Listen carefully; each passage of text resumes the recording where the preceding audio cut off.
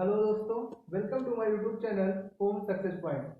आइए आज हम साइंस में जो आपका फिजिक्स है वो क्लास 12 की जो चैप्टर नंबर पहला है वैद्युत आवेश तथा वैद्युत क्षेत्र, उसमें जो आपका टॉपिक है कूलाम का नियम, आज हम उसका अध्ययन करने वाले हैं। कूलाम का नियम जो कि इस चैप्टर की पूरी नींव है। अगर आपको कूलाम का नियम समझ में आता है तो आगे आपको अन्य डेरिवेशन और न्यूमेरिकल भी समझ में आएंगे। चलिए बात करते हैं कूलाम का नियम आखिर होता क्या है। मान लेते हैं कोई आवेश यहाँ पर Q1 है और कोई आवेश यहाँ पर Q2, जो कि आवेश क्या है वैद्युत क्षेत्र में स्थिर अवस्था में, क्योंकि हम लोग यूनिट 1 फर्स्ट में पढ़ते हैं स्थिर वैद्युतीय पढ़ते हैं। तो आवेश क्या है स्थिर है। मान लीजिए यहाँ पर बिंदु ए पर Q1 आवेश है और बिंदु बी पर क्या है Q2 आवेश। उनकी जो दूरियां है वो क्या है r दूरी पर स्थित है, यानी Q1 और Q2 जो आवेश है वो किस दूरी पर स्थित है r दूरी पर स्थित है। अच्छा, अगर बात की जाए कि आखिर आवेशों के बीच ये वैद्युत बल कार्य कैसे करता है, तो जिस प्रकार आपने वहां पढ़ा था कक्षा 11 में कि वहां पर दो द्रव्यमान होते थे तो उनके बीच लगने वाले बल को आकर्षण बल कहते थे, उसी प्रकार यहाँ पर भी इन्हीं दो आवेशों के बीच जो बल कार्य करता है उसे हम वैद्युत बल कहते हैं। और ये बल कैसे कार्य करता है, अगर हम बात करें कि यदि आवेश आपका प्लस है और दूसरा भी आवेश आपका प्लस है तो इनके बीच क्या होगा प्रतिकर्षण बल, क्या लगेगा प्रतिकर्षण बल कार्य करेगा, प्रतिकर्षण बल लगता है। यदि मान लीजिए कोई आवेश माइनस क्यू है दूसरा भी माइनस क्यू है, इनके बीच जो बल लगेगा वो भी क्या लगेगा प्रतिकर्षण बल लगेगा। क्या लगेगा प्रतिकर्षण बल लगेगा। यानी कहने का तात्पर्य सीधा ये है कि अगर आपके आवेश क्या है सजातीय, अगर आपके आवेश क्या है सजातीय आवेश है, उन सजातीय आवेश पर जो बल कार्य करता है वो प्रतिकर्षण लगेगा। यानी सजातीय आवेश क्या करेंगे आपस में एक दूसरे को दूर भगाते हैं यानी प्रतिकर्षित करते हैं। उसी प्रकार यदि बात की जाए कि जो आवेश अगर माइनस है और दूसरा आवेश हमारी प्लस है, माइनस आवेश और ये प्लस आवेश, या मान लीजिए प्लस आवेश और माइनस आवेश, ये जो विजातीय आवेश अगर आपस में मिलते हैं, अगर कहें बात विजातीय आवेश, अगर विजातीय आवेश आपस में मिलते हैं ये क्या करते हैं ये आकर्षण करते हैं। क्या करते हैं बेटा आकर्षण बल इनके बीच कार्य करता है। क्या कार्य करता है आकर्षण बल कार्य करता है। यानी सीधा कहने का तात्पर्य यह है कि जो वैद्युत बल होता है उन बलों के बीच प्रतिकर्षण भी होता है आकर्षण भी होता है, और आकर्षण प्रतिकर्षण बल जो होता है वो आवेश की प्रगति पर निर्भर करता है कि आवेश माइनस का है कि प्लस है कि सजातीय है कि विजातीय।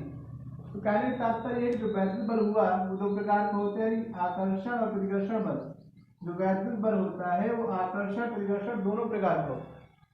यहाँ पर अध्ययन करने वाले एक कूलाम का नियम जो वैद्युत बल का नियम देता है, उन्होंने कहा था कि कूलाम के अनुसार किन्हीं दो आवेशों के मध्य लगने वाला वैद्युत बल, अगर बात की जाए कूलाम में क्या होता है किन्हीं दो आवेशों के मध्य लगने वाला वैद्युत बल मानो F है, उन आवेशों के मात्राओं के गुणनफल के अनुक्रमानुपाती होता है। देखिए ये आपका Q1 आवेश है और ये आपका Q2 आवेश है, r दूरी पर दोनों स्थिर। आई बात समझ। अगर एक बात की जाए कि इनकी जो लगने वाला बल है वो क्या होता है वो दोनों आवेशों के मात्राओं के गुणनफल के अनुक्रमानुपाती होता है। तो हम कह सकते हैं कि किन्हीं दो स्थिर आवेशों के मध्य लगने वाला वैद्युत बल है ना, वैद्युत बल यानी कि आकर्षण और प्रतिकर्षण बल उन दोनों आवेशों के मात्राओं के गुणनफल के अनुक्रमानुपाती होता है। समीकरण नंबर 1 तथा बीच की दूरी कितनी है r है, जो बीच की दूरी r है उसके वर्ग का क्या होता है व्युत्क्रमानुपाती होता है। ये समीकरण नंबर क्या हो जाएगा दूसरा हो जाएगा। अगर ये सम्मिलित रूप मिला लिया जाए, सम्मिलित रूप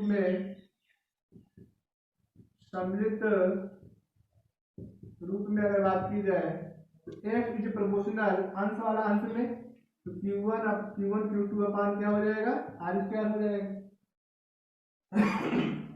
जब कभी भी ये प्रोपोर्शनल साइन हटता है उसमें एक नियतांक आता है, तो यहाँ पर नियतांक क्या आएगा, के आएगा। तो Q1 Q2 अपान क्या आ गया, R स्क्वायर आ गया। अब बात करिए, तो जो के का मान है, के क्या है, जहां के क्या है, एक नियतांक है। के क्या है, नियतांक। इसका मान होता है, जो के का मान होता है 1.4% इंटू के बराबर क्या, 1/4% बराबर 9 × 10�9 होता है। ठीक है। इसका अगर मात्रक की बात की जाए तो मात्रक निकालने का सीधा तरीका होता है कि फार्मूला क्या है, देखिए एफ आर स्क्वायर बन जाएगा के बराबर F R square upon Q1 और Q2। एफ का मात्रक न्यूटन, आर का मात्रक मीटर स्क्वायर और आवेश का मात्रक क्या है, कूलाम। कूलाम क्या हो जाएगा, कूलाम स्क्वायर। और इसका मात्रक होता है न्यूटन मीटर स्क्वायर प्रति कूलाम स्क्वायर। आई बात समझ में? चलिए आगे देखते हैं। अब यदि बात की जाए इसका मान अगर यहाँ पे रखा जाए तो आप देख पाएंगे कि एफ बराबर 1/4 इंटू Q1 Q2 अपान R स्क्वायर। ठीक, इसका फार्मूला बन गया तो वैद्युत बल का है। और वैद्युत बल का मात्रक क्या होता है, न्यूटन होता है। चलिए आगे देखते हैं। अगर यही बात कर दी जाए कि अगर आवेशों के बीच कोई परावैद्युत माध्यम रखा हुआ है तो माध्यम है ना, माना परावैद्युतांक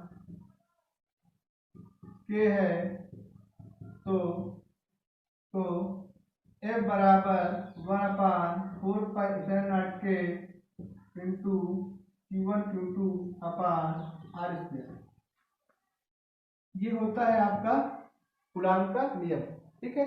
अगर न्यूमेरिकल से यूज करना है जा करके तो F बराबर 9 × 10⁹ इंटू Q1 Q2 अपान R स्क्वायर। इसे हम लोग किस में यूज करते हैं, न्यूमेरिकल लगाने में। तो ये आपका कूलाम नियम आज हो गया है। आशा करता हूँ कि आप समझ में आया होगा। नेक्स्ट वीडियो के लिए चैनल को लाइक सब्सक्राइब करें। धन्यवाद।